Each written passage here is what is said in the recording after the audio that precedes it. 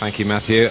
Manchester United, incidentally, have told us this is the first time that a testimonial match here at Old Trafford has ever been a sellout, and I guess that in itself, George, is a wonderful tribute to Sir Alex Ferguson.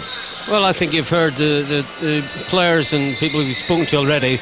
They all come out with one word: respect. And you've got to respect this man, what he's achieved here. I mean, just last week I read an article in the press saying that Man United are the most hated club in the world, and Alex Ferguson is the most hated manager in the world. That's because they're the best in the world.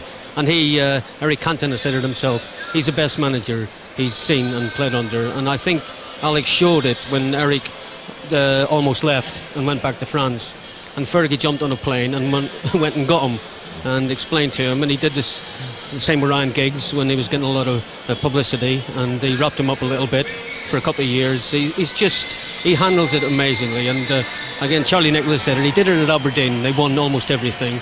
And you look at their record, they've never finished out of the first two since the Premiership started, and won everything. So I think the fact that this is a full house and the players he's brought in to the rest of the world shows that respect that people have for him. A lot of the money incidentally raised over this Alex Ferguson testimonial year is going to Sir Alex's chosen charities. We should point that out. George, I must ask you though about comparisons with Matt Busby, who did so much for your career, and the comparisons are made all the time, particularly up to winning the European Cup, which now Alex Ferguson has done.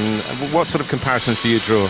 Well, I think they're similar upbringings. You know, both had to fight hard when they were kids and fought through it. And both great managers. Both knights. Both won the European Cup. Both won titles. But I mean, silverware. Obviously, Sir Alex has won more. But I think sometimes it was a little bit more difficult when we were playing. Some great sides around. But you can't knock him. I mean, I got on great with him.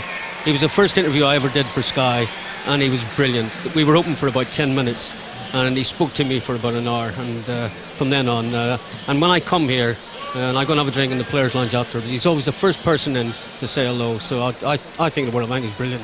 Well, I'm looking forward to speaking to you for an hour and a half during the match.